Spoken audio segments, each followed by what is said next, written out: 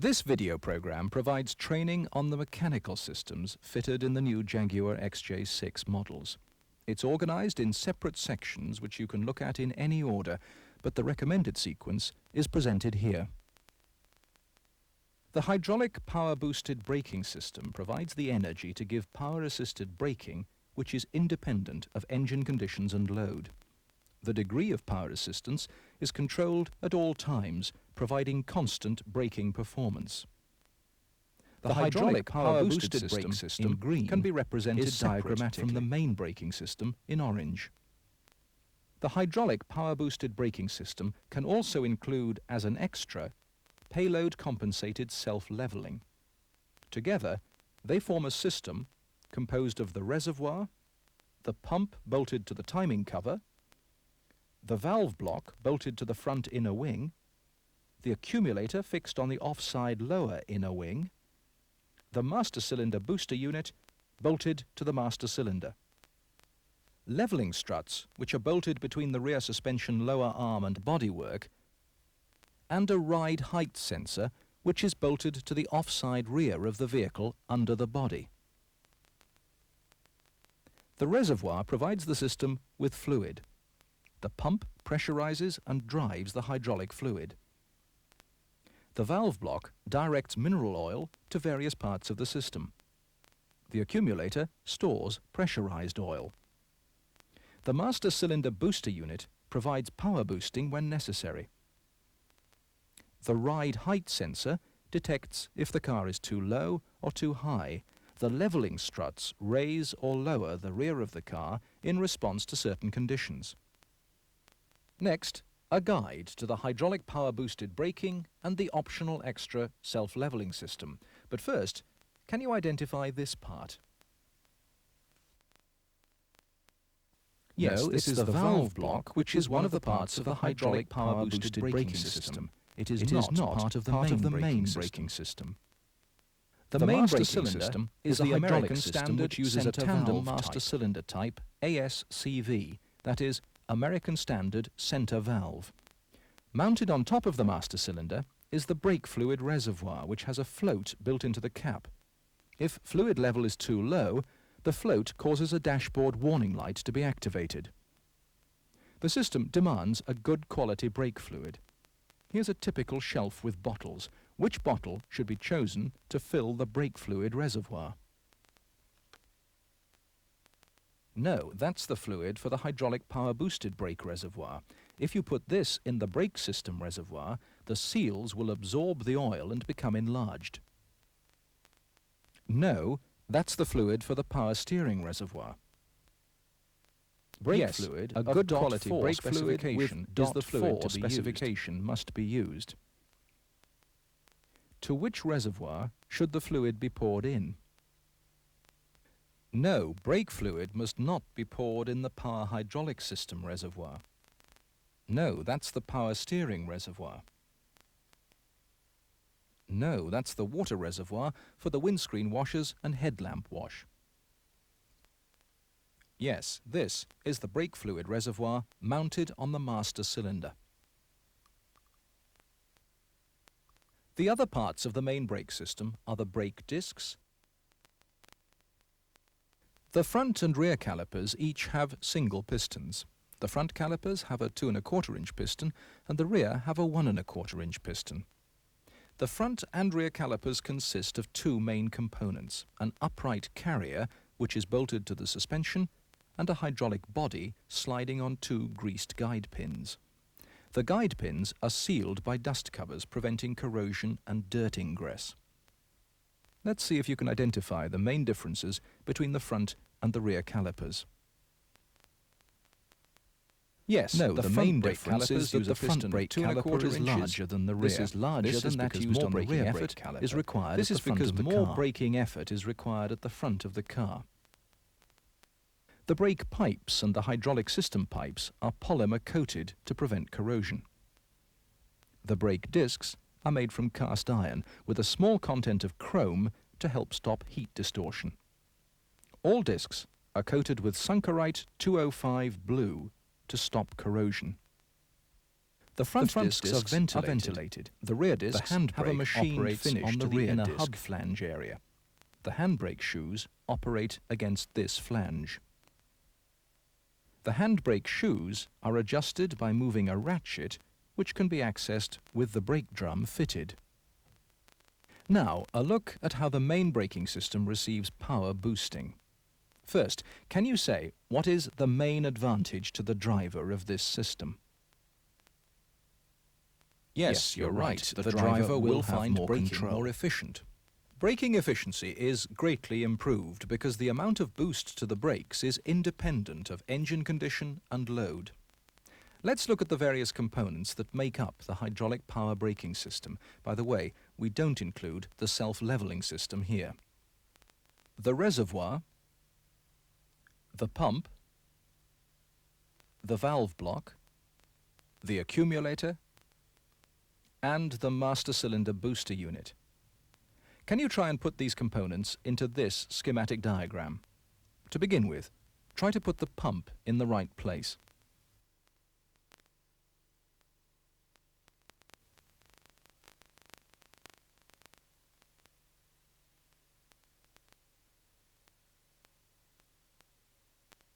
Yes, that was the accumulator, which includes a low-pressure warning switch and a charge switch.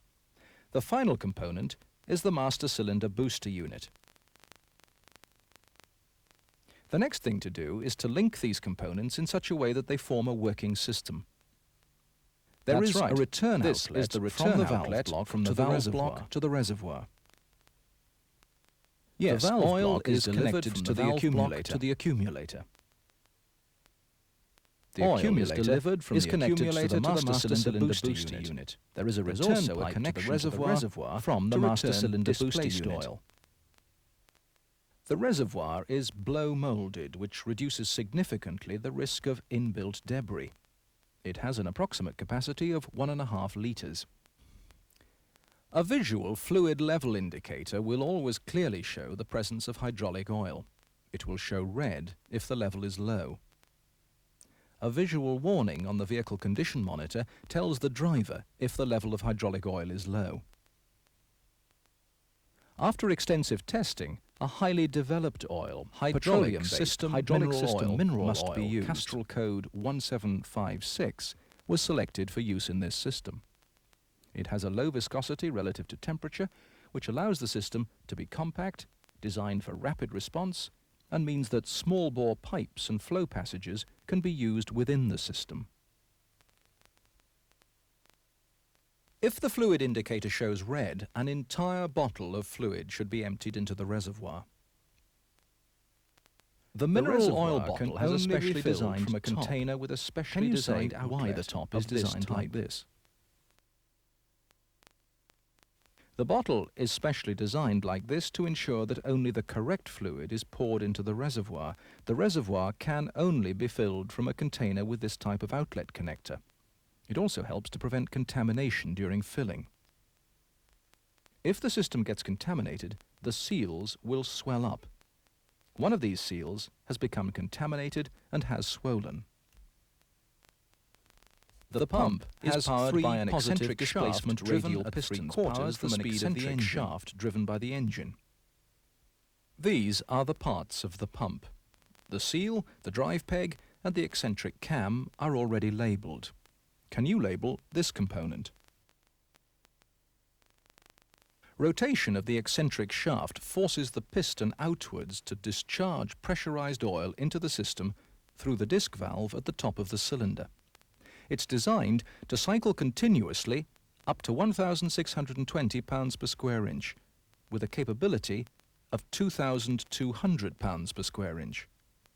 The maximum speed of the pump is 5,500 RPM. Can you read from the graph designed to how much oil is delivered up to if the engine is running at 3,000 RPM?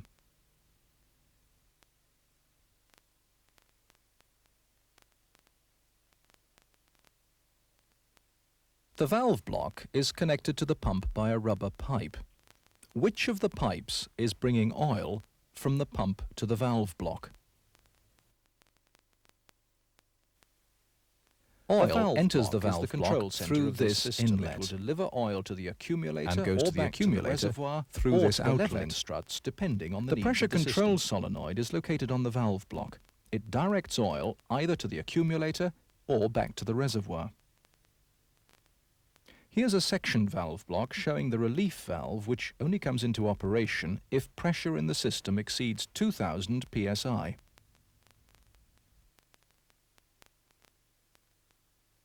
The accumulator assembly, which contains both gas and oil, is made up of a high-pressure chamber, a non-return valve, a charge switch, and a low-pressure warning switch.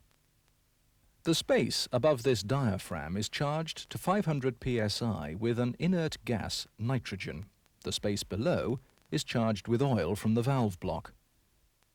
The accumulator contains enough pressurized oil to provide 6 to 8 brake applications ready to meet the before the demands of pressure drops power-assisted to below braking. 1350, at which point the charge switch will operate and the system will be recharged. The accumulator has two pipes connected to it. Where does the pipe coming out of the left side go to? No, yes, this pipe leads to the master cylinder booster unit.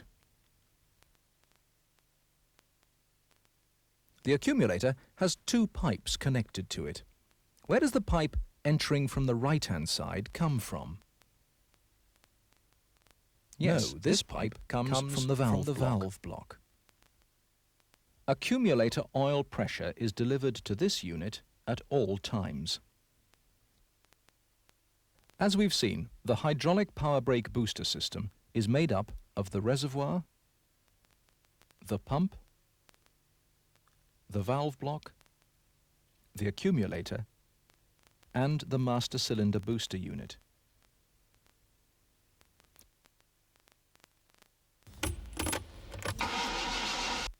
When the engine describes the charge up rotates at two-thirds the speed of the reservoir, it draws oil from the reservoir and sends it to the valve block. If the pressure in the accumulator is below 1350 Oil psi, is then the directed charge to the switch on the accumulator sends until a the signal pressure to in the the pressure control accumulator is solenoid, above which will 1500 energize. psi. This directs the flow of oil to the accumulator. What happens to the oil flow now? When the pressure in the accumulator rises to 1500 psi, back to the the reservoir. charge switch signals to the valve block that pressure requirements have been met. The system is now charged. Oil is then directed back to the reservoir. If this pipe is flexing, the system is charged. The master booster cylinder is able to provide boost for braking. Pressurized mineral oil from the accumulator will pass through this union, through the filter, through that drilling, and be felt along here and around this annular groove. It'll come through a drilling in the annular groove, pass through this hole, and then into the spool valve. There'll be a small leak from the spool valve where it will return to the reservoir through this hole, the drilling, the union, and off to the reservoir. Initial foot brake application will allow the pressurized oil to pass out of these drillings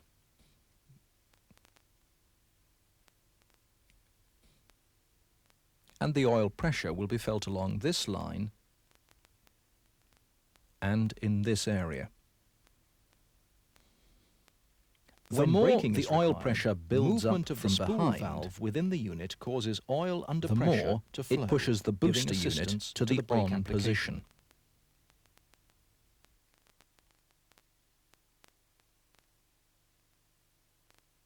What happens to the oil after braking has taken place? Yes, displaced oil is returned to the reservoir. Following Because braking, pressure has been the pressure used to in the provide system has power fallen assistance to the below brakes. 1,350 Accumulated psi. pressure has dropped below The system now charge has to level. recharge. Oil is drawn from the reservoir by the pump charge switch and delivered to the signals valve block. to deliver more The oil, valve block and the charge directs up oil to the sequence is accumulator. repeated. The self-leveling Cars with system the self-leveling uses the hydraulic option use power a brake valve system block similar to that used on cars to the with leveling power-assisted struts braking on the only. rear axle. This valve block performs both functions, self-leveling being achieved through the addition of 2 extra solenoids for up and down function. The leveling struts and the ride height sensor are bolted to the bodywork with a link arm to the rear suspension. Can you put the components into this diagram?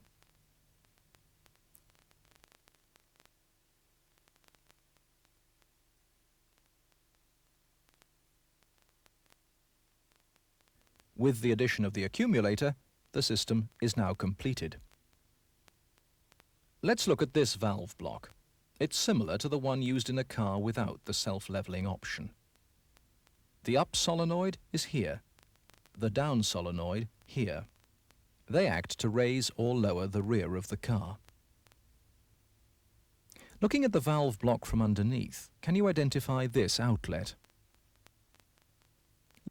Yes, this outlet is connected to the leveling struts. The ride height sensor is an electronic unit mounted on the vehicle body. It has a pivoting arm which is connected by a link to the suspension. The sensor contains 1 light-emitting diode and 2 light-sensitive cells. If only one cell detects light from the LED, the vehicle isn't in trim. If both cells detect light, the car is too low, and if both cells do not detect light, then the car is too high. If the ride height sensor detects that the rear of the car is too low, it will signal to the valve block. Where will the oil flow? Oil will flow from the valve block to the struts until trim height has been reached. Here now are details of the electrical signals. When the ride height sensor has detected that the car is too low, pin 3 on the ride height sensor is earthed on pin 4. This energizes the power brake relay, which is located at the bottom of the A post in the driver's footwell. Current passes through the low pressure switch.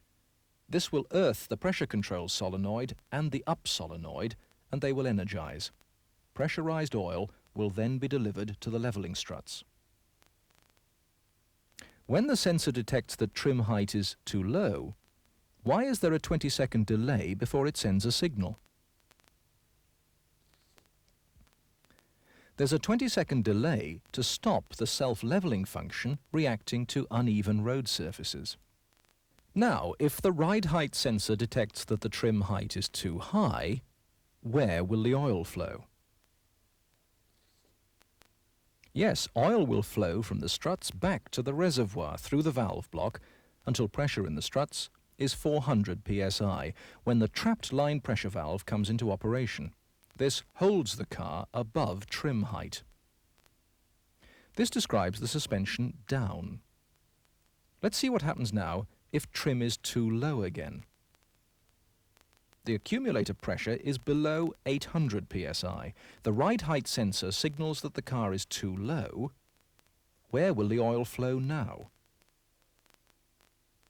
Yes, oil flow will be to the accumulator. The hydraulic brake system always takes priority over the leveling system.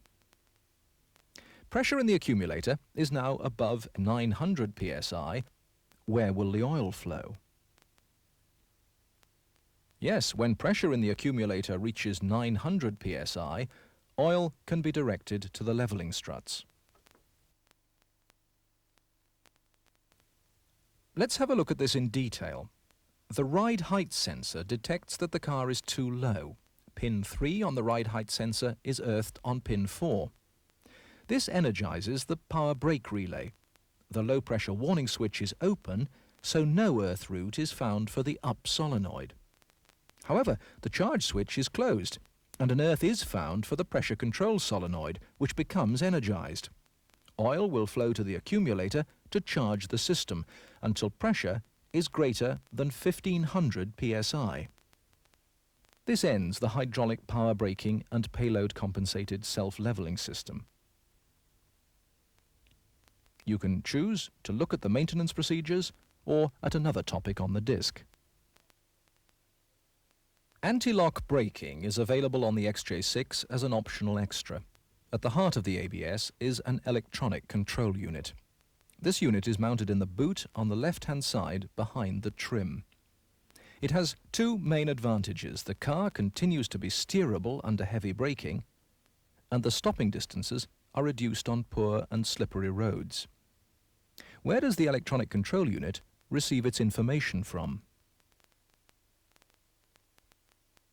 Yes, the electronic control unit receives its information from four induction wheel sensors mounted on each hub and send this information to the measure the magnetic field produced by the impulse rings mounted on the inner flanges of both front and rear hubs. The electronic control unit is in effect a small computer which uses information from the wheel speed sensors to work out the optimal deceleration rate programmed to calculate optimum to a set of predetermined levels in order to calculate slip conditions. The electronic control unit also tests that the anti-lock brake system is working correctly. If it detects a failure anywhere in ABS, it inhibits ABS operation and normal braking is allowed. The electronic control unit sends signals to this hydraulic modulator which is mounted on the left-hand front inner wing. The modulator is made up of 3 solenoid valves, 1 accumulator chamber for each of the brake circuits, and a return pump. 4 of the pipes have labels. Where does the 5th pipe go? This pipe is the outlet pipe to the brake calipers. The spinning of the toothed impulse ring produces a magnetic flux which is detected by the sensor, converted to AC current, and transmitted to the electronic control unit. Will this current increase or decrease with wheel speed? The greater the wheel speed, the greater the current. Imagine that the car is travelling very fast. The driver slams on the brake. The ECU calculates the deceleration rate. What signal should it send to the hydraulic modulator in order to stop the brakes locking? The electronic control unit sends a pressure hold signal to the hydraulic modulator, which keeps the braking pressure at the wheels constant. The electronic control unit again calculates the deceleration rate. What signal does the ECU send now?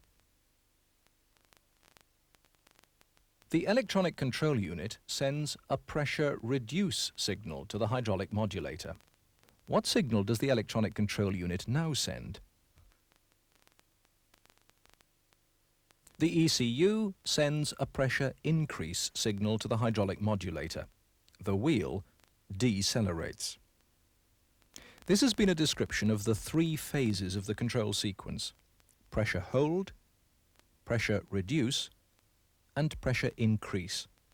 This control sequence happens 4 to 10 cycles per second, depending on the state of the road surface. This ends our description of anti-lock braking. You can choose to look at the maintenance procedures or at another topic on the disc.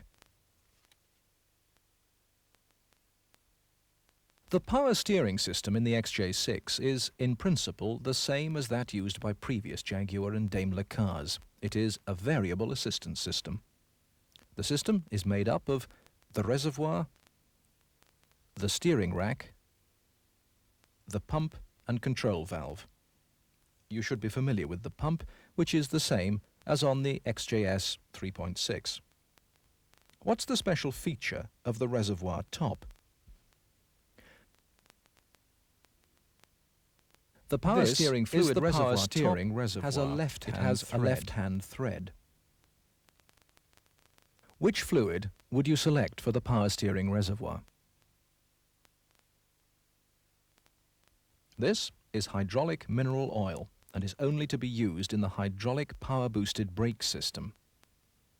Brake fluid would be likely to cause problems to the power steering if it was put in the power steering reservoir. Gear oil is definitely not to be put in the power steering reservoir.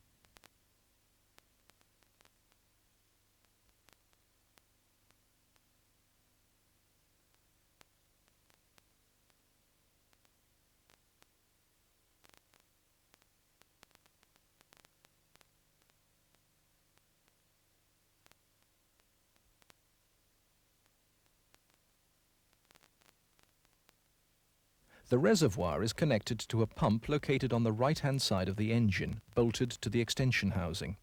The pump is driven off the engine auxiliary shaft. It is a vane-type pump and is fitted with a relief and flow control valve. Here are the parts of the pump laid out. Some of the parts have been labelled, but can you identify this one?